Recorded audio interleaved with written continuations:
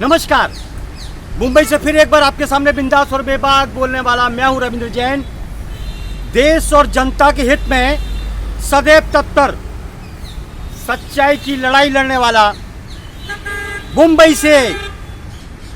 आखिर सरकारें क्या करती हैं, आखिर सत्ता पर बैठकर ये नेता क्या करते हैं। कभी मणिपुर की घटना, कभी ट्रेन दुर्घटना, कभी पुल का टूट जाना, कभी गड्ढों में बंबई का घुस जाना। आए दिन के नाटक और आए दिन के ये तांडव ने देश की जनता को मजबूर कर दिया है घुट घुट कर जीने पर। आखिर सत्ता इनके बाप की जागीर तो नहीं, देश का पैसा है। देश के पैसे पर अय्यासी, तिरंगे की सौगंध, संविधान की कसम खाने वाले ये देश के जुमलेबाज नेता हमारे भारत को कहीं बेचने की तैयारी तो नहीं करते हैं। समझना पड़ेगा, 130 करोड़ की जनता को जगना पड़ेगा कि हमारे भारत के नेता जो सत्ता के चाटुकार हैं, जिन्हें सिर्फ सत्ता का मजा करना है, देश के पैसे पर अय्याशी करनी है, बाकी कुछ नहीं। बंबई हर बारिश में डूबता है। आखिर टेक्निक किधर गई, इंजीनियर कहां गए, ये जुमलेबाज नेता किधर गए।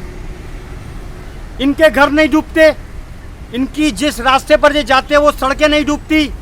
इनके पास हेलीकॉप्टर हैं, सब साधन है इनके पास। जनता का जो पैसा आता है उस पर फुल अय्याशी करते हैं ये लोग, और जनता को डूबने पर मजबूर कर देते हैं, जनता को मरने पर मजबूर कर देते हैं। तो ऐसा शासन खत्म किया जाए।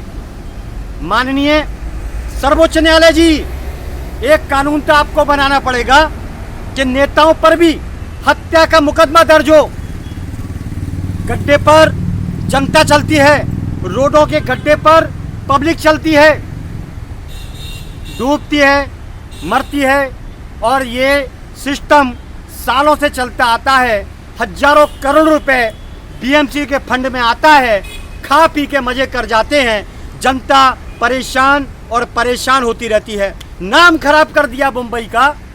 महाराष्ट्र आर्थिक नगरी है, पैसे का अड्डा है, पैसे का गढ़ है, सब खा पी जाते हैं महाराष्ट्र का पैसा।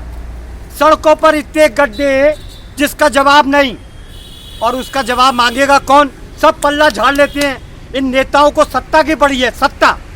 इन्हें सीट से चिपकना है, इन्हें माल बनाना है।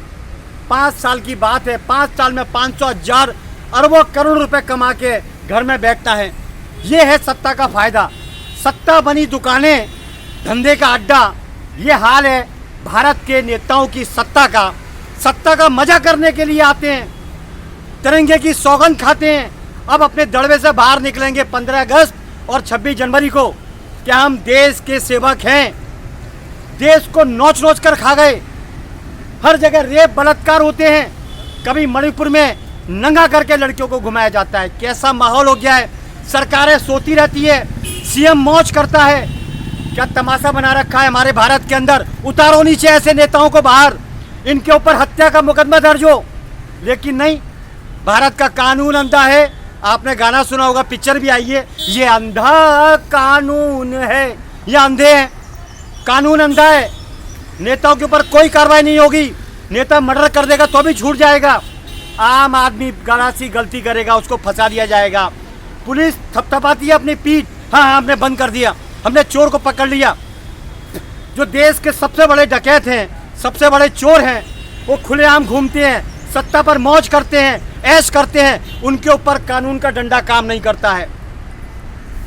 निवाला छीन लिया आम जनता का इन नेताओं ने, या अय्याश नेताओं ने। आखिर इनसे कौन जवाब मांगेगा। जवाब मांगने वाले को ये फंसवा देते हैं।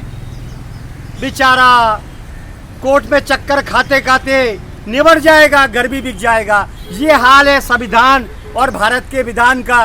क्या करें। ये वही लोग हैं जिस समय भारत गुलाम था, मुगलों का शासन काल था, अंग्रेजों का शासन काल था, उन्होंने भी हमारे तार तार कपड़े खोले और इन्होंने भी तार तार कर दिया आम जनता को। ये कौन सी बात करते हैं। कौन से देश संभालने की बात करते हैं? अय्याशी करते हैं, विदेशों में घूमते हैं, चक्कर लगाते हैं, मौज करते हैं, होटलों में पार्टी करते हैं, रोज नाटक करते हैं। अपराधी हैं। हमारे देश का नेता सबसे बड़ा अपराधी है। फुटपाथ पर अवैध कब्जे ये कराने वाले, ड्रग्स के धंधे ये नेता कराने वाले, क्योंकि सबसे बड़े गैंगस्टर हैं हमारे भारत के नेता। इससे ज़्यादा मैं कुछ बोल नहीं पाऊंगा, उतना ही काफ़ी है। ये बोलने वाले को फंसवा देते हैं, क्योंकि ये कायरों के खून की औलाद है। अगर सच्चे होते तो अपनी गलती को मानते और गलतियां सुधारते। आज मुंबई गड्ढों से पट गया है। अवैध वसूली होती है चारों तरफ, कोई ठिकाना नहीं। एक ही काम है, पब्लिक को किस तरह लूटा जाए, किस तरह लूटा जाए। हर डिपार्टमेंट, हर माहौल ऐसा बन गया है कि पब्लिक के खिलाफ डिपार्टमेंट काम करता है और पब्लिक के कपड़े खोलता है, जिसमें शासन प्रशासन की पूरी मिलीभगत। अब तो एक ही काम होगा, परशुराम का अवतार होगा या कलगी का अवतार होगा, और ऐसे रिश्वतखोर, वसूलीबाज और ड्रामेबाज हरामखोर गद्दारों को उनका खात्मा करेगा परशुराम या कलगी। ये भारत संतों का है, इसलिए बद्दुआ तो ये लोग खाएंगे। इनका वंश विनाश होगा। बाबर गया, खिलजी गया, हुमायूं गया, कंस गया, रावण गया, इस तरह इनके वंश का नाश होगा। और ये तय है बिल्कुल, क्योंकि अति का अंत होना निश्चित है। चलिए फिर आऊँगा दोबारा।